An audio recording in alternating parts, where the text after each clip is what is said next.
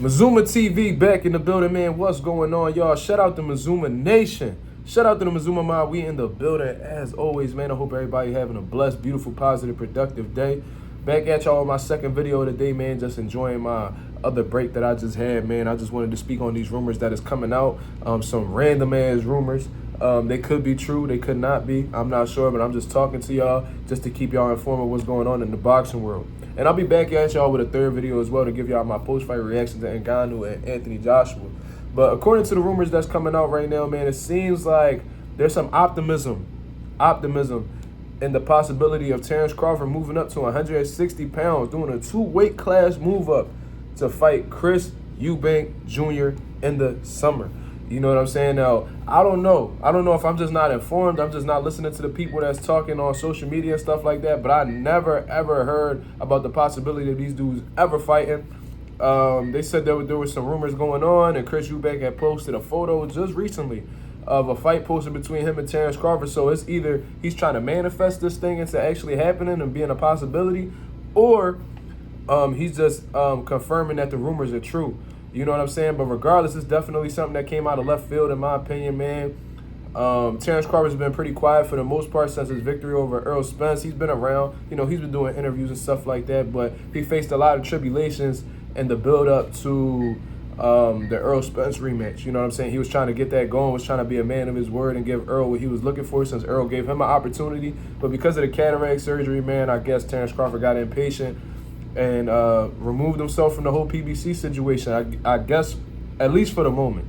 You know what I'm saying? And he's just been chilling in free agency since then. He told you that he's going to be traveling all 2024, just enjoying his time. And he's made it clear that the only possible opponent that he really cares for, that actually motivates him, that he wants to get a shot at, is Canelo Alvarez. You know what I'm saying? Obviously, that's not something that's going to be happening anytime soon, at least in Canelo Alvarez's next 2 fights, because he told you that he doesn't feel like it's worth fighting Terence Crawford. He feels like he's not going to get anything out of it. He's not going to get any credit. He feels like it's a lose-lose situation. So it seems like Terence Crawford's not going to get what he's requesting at this point in time. I was starting to think that he was moving up strategically to 160 in order to, like, you know, see how he feels there, then try to move up another division to be a possible candidate for Canelo Alvarez. That's something that he may be doing strategically, just moving pieces on the chessboard. I don't know exactly what it is, but regardless, it was kind of confusing when I first heard it, because the first thing that popped in my mind was, don't they have the same trainer? Chris Eubank just teamed up with Eubank not too long ago, was able to avenge a loss. You know what I mean? He was able to get the knockout after he had gotten knocked out in the previous bout, you know, and Eubank got arrested in the UK and all after that. So it seemed like they had a good relationship. It seemed like they had something good going on, but considering the fact that he's going to fight, that he's looking to fight Terence Crawford, or he's optimistic about fighting Terence Crawford, it seems like that relationship with Eubank and Chris Eubank is going to be on pause in this moment. You know what I'm saying? Because we know for a fact that Eubank's not going to walk away from Terence Crawford.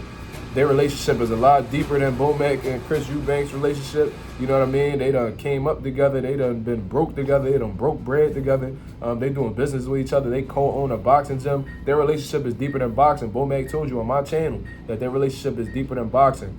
And I think that, I'm not sure, but I'm sure that Eubank and Chris Eubank's relationship is strictly boxing. You know what I'm saying? So we all know that Chris Eubank will have to go and find another trainer for this type situation.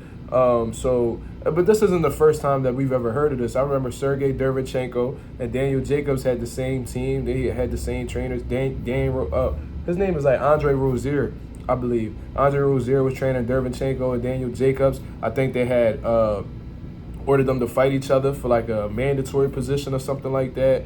I believe it was the IBF. It was back in the HBO days. I don't remember that clearly, but Sergey Derevchenko went and got another trainer for the fight and fought Daniel Jacobs. And after Daniel Jacobs had won the fight, I think Derevchenko got back in the mix with Andre Rozier. So these things typically happen. Not typically. No, that's completely wrong. It's uncommon, but it's possible. You feel what I mean? And yeah, man. So that definitely caught me off guard. And what I really want to ask the people is, you know, with Terence Crawford coming out and saying guys like Jaron, Ennis don't bring anything to the table and stuff like that, what does Chris Eubank bring to the table that, I'm sorry, somebody calling me. What does Chris Eubank bring to the table that Jaron Ennis doesn't? Because if we really talking about this objectively, there's not much that Chris Eubank has to offer that Jaron Ennis doesn't offer himself. You know what I mean? I don't know if Terence Crawford is contemplating going out to the UK and fighting him, because if that's the case, they're definitely going to sell out an arena, so that probably be the only thing that'll really make sense if he going over there to go bag himself some euros. You feel what I mean? And probably fight at the Wembley or some crazy shit like that. But besides that, man, in terms of like what they got going on and where they rank in their division, man, like besides Terence Crawford, I believe that Jaron Ennis is the best dude at welterweight. And not only that, he has the IBF welterweight title of the world. So this man is a legitimate world champion. Regardless of how the way he got it, he got it. You know what I'm saying? Chris Eubank, on the other hand, I don't think he's ever gotten a major world title. If you want to count the IBO at 168, that's cool. But in terms of the WBO, WBA, WBC, IBF, he's had neither one of them. He's fought for him. I think he fought Billy Joe Saunders. He came up short. He fought George Groves at 168, came up short. And that was a George Groves that was past his peak. You feel what I mean? So each time he stepped up against like these big fights, specifically domestic level fights, he's came up short. You know what I mean? And I honestly believe that Terence Crawford is on a different level from either one of those dudes. I do understand that he has a size disadvantage, but at the same time, it's not like he's going up against like the top guys at 160. It's not like he's fighting like a Jamal Charlo at his peak or a John Beck or anything of that nature. He's going up against Chris Eubank, who's still a top middleweight, but he's not the best in his weight class. You know what I'm saying? I've seen him get outboxed by guys at 60 and 168, and I think that Terence Crawford brings those same abilities to the table, and I think that he has everything in him to defeat Chris Eubank. You know what I'm saying? I don't rate Chris Eubank that highly. I understand that he's not a bum. That's a fact. He's not a bum. I wouldn't necessarily call him trash or anything like that, but I think he's a regular fighter. You know what I'm saying? I wouldn't say he's necessarily great. You know what I mean? I wouldn't necessarily say he's one of the best, but he's just like a couple notches below the top tier guys in my opinion. You know what I mean? Just from what I've seen from Chris Eubank and how the way he came up and the guys that he fought and stuff like that. You know, he got a couple highlight reel type Johns and stuff like that. He works his ass off.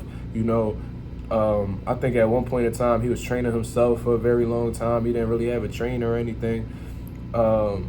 You know, I know his dad would be there and stuff, but his dad wouldn't say anything to him in his corner.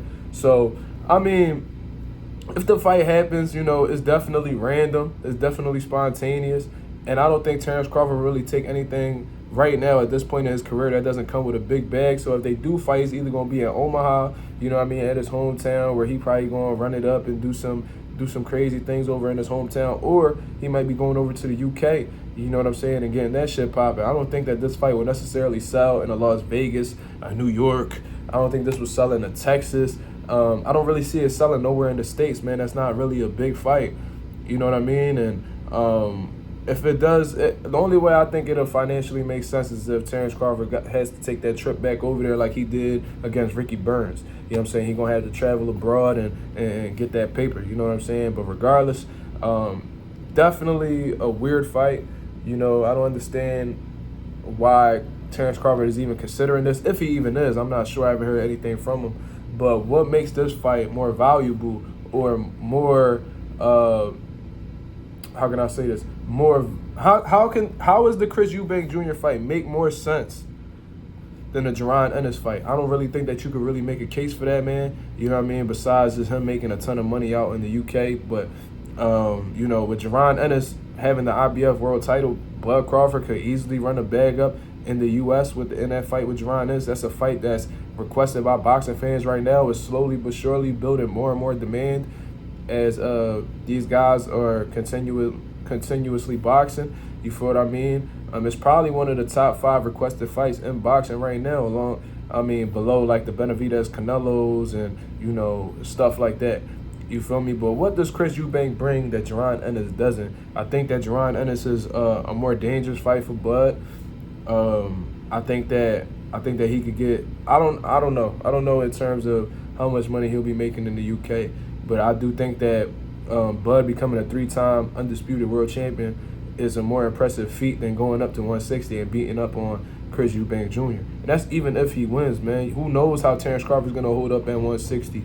How do we know his punch resistance is going to be the same? How do we know his conditioning is going to be the same? His legs, all that stuff. His speed, is his power going to translate to 160? This is something that we do not know. Is his timing going to be okay at 160? I don't know, man. I'm not too sure. But regardless, that's my take on the situation, man. Y'all let me know what y'all think about this here, man. Terence Crawford and Chris Eubank Jr. look like it's going to go down this summer, according to reports. Y'all let me know what y'all think about this. This is Mazuma TV. Thank you very much for tuning in. I'm out of here, man. Peace.